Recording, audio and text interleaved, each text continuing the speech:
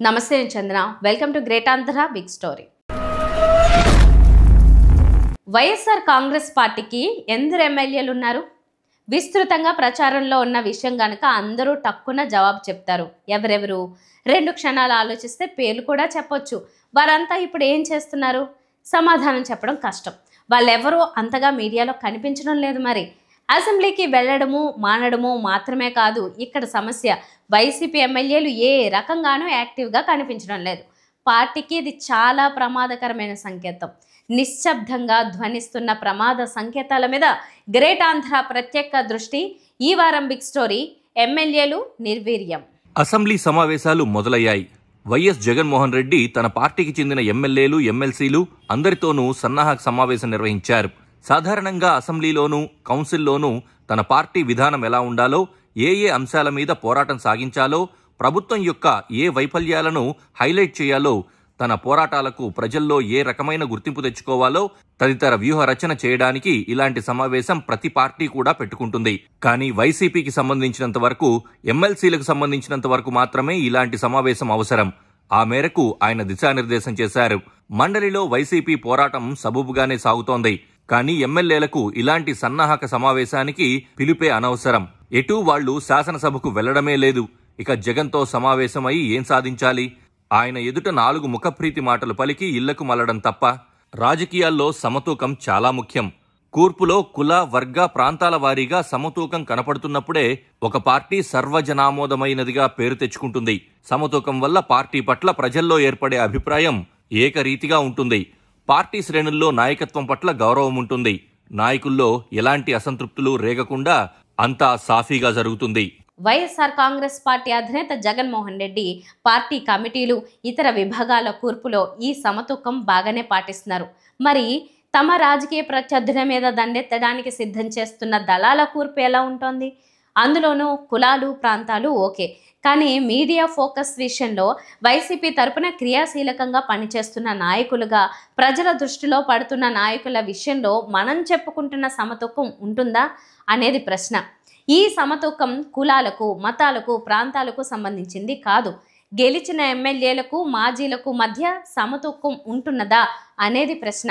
Assembly సమావేశాలు మొదలు కావడానికి 2 రోజుల ముందు నుంచి కూడా రాజకీయ చర్చోపచర్చలన్నీ జగన్ చుట్టూ తానే తిరుగుతున్నాయి. ఆయన రారు అని అందరికీ తెలుసు, కానీ వస్తారా రారా అనే చర్చ మాత్రం బీభత్సంగా నడిచింది. మొత్తానికి జగన్ సన్నాహక సమావేశం నిర్వహించి మరీ సాధికారికంగా తాను సభకు రావడం లేదని వెల్లడించారు. ఆయన మాట తప్పే రకం కాదు. 15 నెలల ముందు ఏ కారణాలనైతే చెప్పారో ఇప్పుడు కూడా అదే చెప్పారు. తనకు ప్రతిపక్ష హోదా ఇచ్చి తీరాల్సిందేనని, ఆ హోదా ఇవ్వకపోతే ప్రజా సమస్యలను ప్రస్తావించడానికి తగిన సమయం తనకు స్పీకర్ ఇవ్వరని, అందువల్ల హోదా ఇచ్చే వరకు తాను శాసనసభకు రాను అని చెప్పారు. కానీ చర్చ అక్కడితో ముగియలేదు. ఆయన సరే, సహచర ఎమ్మెల్యేలు కూడా సభకు హాజరు కాకపోవడం గురించి ఉపచర్చ మొదలైంది. దానికి జగన్ సంజాయిషీ చాలా విచిత్రంగా ఉంది.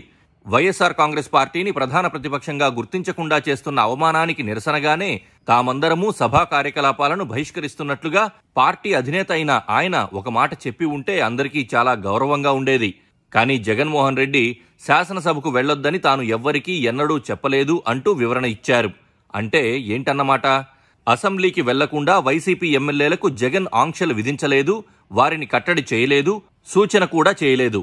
తనకు సంఘీభావంగా సభకు వెళ్లడం మానేయాలని వారిని అడగను కూడా అడగలేదు. అయినా సరే ఆ 10 మంది ఇప్పుడు శాసనసభకు వెళ్లడం లేదు. ప్రజా సమస్యల ప్రస్తావన సభలో లేపడం లేదు. అంటే ఏంటన్నమాట? సభకు వెళ్లకపోవడానికి మాజీ ముఖ్యమంత్రికి ఒక కారణమున్నది. కానీ ఎలాంటి కారణము లేకుండానే ఆ 10 మంది సభను ఎగ్గొట్టి బయట తిరుగుతున్నారన్నమాట. తమను గెలిపించిన ప్రజల సమస్యల మీద వారికి కనీసమైన పట్టింపు కూడా లేదన్నమాట. ఆ ప్రజల బాధల్ని సభలో చెప్పాలనే ఆలోచన వారికి మృగ్యమైందన్నమాట. జగన్ మాటల అంతరార్థం ఇదేనా అనేది ఇప్పుడు విశ్లేషకుల సందేహం. జగన్ స్వయంగా తన మాటల ద్వారా తన పార్టీ తరపున గెలిచిన 10 మంది ఎమ్మెల్యేలను ప్రజల ఎదుట అచేతనులుగా నిరూపిస్తున్నారా అనే అనుమానాలు కలుగుతున్నాయి. ఒక్క ప్రశ్నకు జవాబు ఆలోచించండి.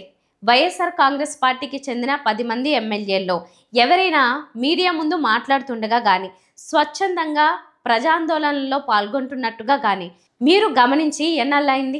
వెంటనే జవాబు స్ఫురించడం లేదా? ఆలోచించాల్సి వస్తుందా? మీ ఆలోచనల్లో గ్యాప్ వచ్చిందంటే దాని అర్థం వారెవ్వరూ అసలు ప్రజల్లో కనిపించడం కూడా లేదని. జగన్ను మినహాయిస్తే వైఎస్ఆర్ కాంగ్రెస్ పార్టీకి 10 మంది ఎమ్మెల్యేలు ఉన్నారు. ఆ 10 మంది ఎవరో పేర్లు అడిగితే వైసీపీ కరడుగట్టిన అభిమానులు కూడా తటాల్ని జాబితా చెప్పడం కష్టం. ఎందుకంటే out of sight is out of mind అని ఒక సామెత ఉంటుంది. ఎదురుగా కనిపించకుండా కనుమరుగు అయిపోతున్న వారిని గుర్తించుకోవడం కూడా కష్టం అని సామెత చెబుతుంది. ఈ సామెత ఇప్పుడు వైసీపీ ఎమ్మెల్యేలకు అచ్చంగా సరిపోతుంది. వాళ్ళెవరూ మీడియాలో ఎక్కడా కనిపించడం లేదు. ప్రజలు కూడా నెమ్మదిగా వారిని మర్చిపోతున్నారు. తమాషా ఏంటంటే వైఎస్ఆర్ కాంగ్రెస్ పార్టీ అచేతనంగా ఏమీ లేదు, చాలా చురుగ్గా ఉంది. ప్రజా సమస్యల మీద, ప్రభుత్వ వైఫల్యాల మీద చక్కగానే పోరాడుతోంది. విమర్శనాస్త్రాలను తరచుగా సంధిస్తూ ఉక్కిరిబిక్కిరి చేసే ప్రయత్నాల్లోనే ఉంది. పార్టీ చైతన్యంగానే ఉంది. కానీ 10 మంది ఎమ్మెల్యేలే అచేతనులుగా కనిపిస్తున్నారు, నిర్వీర్యం అయిపోతున్నారు. పార్టీ తరపున నడుస్తున్న యాక్టివిటీలో కనీసం 10-20% కూడా ఎమ్మెల్యేలకు దక్కడం లేదు. ఇది చాలా ప్రమాదకరమైన సంకేతం. కాస్త జాగ్రత్తగా గుర్తు చేసుకుంటే ఎర్రగొండపాలెం ఎమ్మెల్యే తాటిపర్తి చంద్రశేఖర్ చాన్నాళ్ల క్రిందట కాస్త చురుగ్గా ప్రెస్ మీట్లు పెట్టి హడావిడి చేశారు. అయితే అప్పట్లో ఆయన వైసీపీని వీడుతున్నట్లుగా ఒక ప్రచారం జరిగింది. దాంతో పార్టీ అధిష్టానం ఉలికిపడి ఆయనను మీడియా ముందుకు నెట్టి ఆయనతో రకరకాల వ్యాఖ్యలు, ప్రభుత్వ వ్యతిరేక విమర్శలు చేయించినట్లుగా ఒక పుకారుంది. మరొక ఎమ్మెల్యే పెద్దిరెడ్డి రామచంద్రారెడ్డి అనివార్యమైన పరిస్థితుల్లో ఉన్నారు. ఆయన మీద చాలా కేసులు నమోదవుతూ ఉన్నాయి. తప్పనిసరి పరిస్థితుల్లో ఆయన మీడియాలో మాట్లాడాల్సి వస్తోంది. ఇటీవల ఒంటిమిట్ట జెడ్పీటీసీ ఉప ఎన్నిక సందర్భంగా లోకల్ ఎమ్మెల్యేగా ఆకేపాటి అమర్నాథ్ రెడ్డి కూడా కాస్త మీడియాలో కనిపించారు. ఆ ముగ్గురేనా? మిగిలిన ఎమ్మెల్యేలంతా ఏమైపోయినట్లు? అరకు రేగా మత్స్యలింగం, పాడేరు మత్స్యరాస విశ్వేశ్వరరాజు, దర్శి బూచేపల్లి శివప్రసాద్ రెడ్డి, బద్వేలు దాసరి సుధా, తంబాళ్లపల్లి పెద్దిరెడ్డి ద్వారకనాథ్ రెడ్డి, మంత్రాలయం ఎల్లారెడ్డి గారి బాలనాగరెడ్డి, ఆలూరు బూసినే విరూపాక్షి వీరందరూ కూడా వైసీపీ ఎమ్మెల్యేలే. కానీ ఆ సంగతి ఎంతమంది కార్యకర్తలకు తెలుసో లెక్క చెప్పడం కష్టం. ఎందుకంటే వీరంతా కనిపించడం లేదు అనే కేటగిరీలో ఉన్నారు. పార్టీకి గడ్డు రోజులు ప్రాప్తించిన కాలంలో చచ్చీ చెడి ఎమ్మెల్యేలుగా గెలిచిన పాపానికి ప్రజలకు కనిపించకూడదు అనే కట్టుబాటుకు వీరు లోబడి ఉన్నట్లుగా ఉంది. ప్రభుత్వం అనేక విషయాల్లో విఫలమవుతోంది, తప్పుడు నిర్ణయాలను తీసుకుంటోంది. వీటిలో చాలా అంశాలను ప్రతిపక్షంగా వైఎస్ఆర్ కాంగ్రెస్ పార్టీ భుజానికి ఎత్తుకుంటోంది.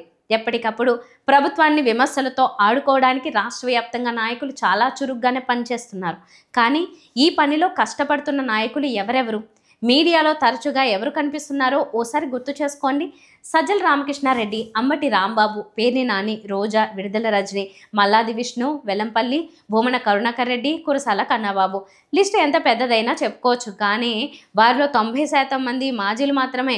మిగిలిన 10లో 9% ఎమ్మెల్యేలు, ఎంపీలు, 1% ఎమ్మెల్యేలు. ఈ వ్యవహారంలో సమతూకం కనిపిస్తుందా? పార్టీ తరపున అందరూ మాట్లాడాల్సిందే. మాజీలను పక్కన పెట్టాలనేది మన ఉద్దేశం కాదు.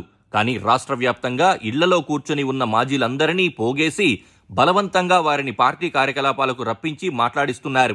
అది కూడా వ్యూహమే అనుకుందాం. కానీ గెలిచిన వారికి కూడా అంతో ఇంతో మీడియా స్పేస్ ఇస్తూ సమతూకం పాటించాలి కదా. ఓడినోళ్లందరూ మంచోళ్లు, గెలిచినోళ్లందరూ శత్రువులు అన్నట్లుగా పార్టీ వ్యవహరిస్తే ఎలాగా? వారిని నమ్మి గెలిపించిన ప్రజల వద్ద వారికి ఏం విలువ ఉంటుంది? జగన్మోహన్ రెడ్డి స్వయంగా తన పార్టీలోని 10 మంది ఎమ్మెల్యేల పరువు తీసేస్తున్నట్లుగా వ్యవహారాలు మారుతున్నాయి. ఆ ఎమ్మెల్యేలు కుక్కిన పేనుల్లా ఆ పార్టీలో మనుగడ సాగిస్తున్నారా అని పలువురికి జాలి కలుగుతోంది. తాను సభకు వెళ్లకపోవడానికి జగన్ రాష్ట్ర ప్రజలకు ఒక రీజన్ చెప్పుకుంటున్నారు. అది సబబో కాదో తర్వాతి సంగతి. కానీ తామంతా సభకు ఎందుకు వెళ్లడం లేదో కనీసం తమ నియోజకవర్గ ప్రజలకైనా చెప్పుకోవాల్సిన బాధ్యత ఉన్నది కదా అనేది వారి బాధగా ఉంది. అలా చెప్పుకోకపోవడం వల్ల నియోజకవర్గ ప్రజలు తమను అసహించుకుంటారనే భయం కూడా వారిలో ఉంది.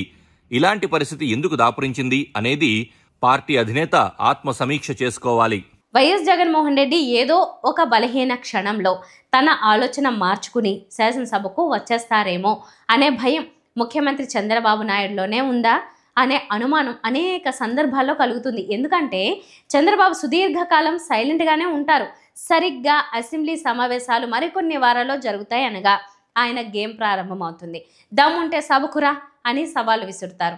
జగన్ సభకు రాకపోవడం అనే టాపిక్ చుట్టూ పెద్ద హై డ్రామా నడిపిస్తారు. కాస్త లోతుగా గమనిస్తే ఈ డ్రామాలో జగన్ సభకు రావాలనేది, ప్రయోజనకరమైన చర్చలు సభలో జరగాలనేది చంద్రబాబు కోరికగా మనకు కనిపించదు. జగన్ రాకుండా ఉండడానికి రెచ్చగొట్టేందుకు మాత్రమే ఈ సవాళ్లు చేస్తున్నట్టు కనిపిస్తుంది. చంద్రబాబు ఆడుతున్న గేమ్నే speaker Ayyanna Patrudu, deputy speaker Raghurama కూడా ఆడుతున్నారు. పని చేయకుండా జీతాలు ఎందుకు తీసుకుంటున్నారు అంటూ ఎద్దేవా చేస్తున్నారు. జగన్ మాత్రం జీతం తీసుకోవడం లేదని కూడా ప్రత్యేకంగా ప్రజల ఫోకస్ ఆయన మీదకి మళ్లిస్తున్నారు కూడా. వారి ఎజెండా మొత్తం ఒక్కటే, రెచ్చగొట్టడం ద్వారా జగన్ ఎప్పటికీ సభకు రాకుండా జాగ్రత్త పడాలి అని మాత్రమే. నిజంగా ఆయన సభకు రావాలని కాదు, కానీ జగన్ అనర్హత వేటు పడేంత గైర్హాజరీల తర్వాత పాపం అనివార్యంగా ఒక తడవ సభకు హాజరయ్యారు. పదవిని కాపాడుకోవడానికి సభకు వచ్చి వెళ్లారనే అపప్రదను మూటగట్టుకున్నారు. మళ్లీ నిర్ణీత గడువు ముగిసేటప్పుడు మళ్లీ ఒకసారి సభకు వస్తారేమో కూడా. ఇలాంటి పదవీ తాపత్రయం ప్రదర్శిస్తూనే కావలిస్తే ఎమ్మెల్యేలు, ఎంపీలు రాజీనామాలు చేసి ప్రజాక్షేత్రంలో తేల్చుకుందామని జగన్మోహన్ రెడ్డి బీరాలు పలకడం అచ్చంగా ఆయన చంద్రబాబు ఉచ్చులో చిక్కుకున్నారనడానికి నిదర్శనం.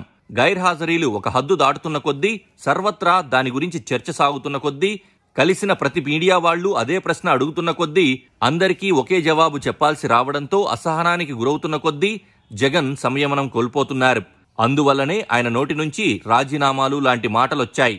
ఇదంతా ఒక ఎత్తైతే, తన సంగతి ఎలా ఉన్నా తన పార్టీ ఎమ్మెల్యేల గౌరవాన్ని కాపాడడం ఆయన బాధ్యత కాదా అనేది పార్టీ ప్రశ్న.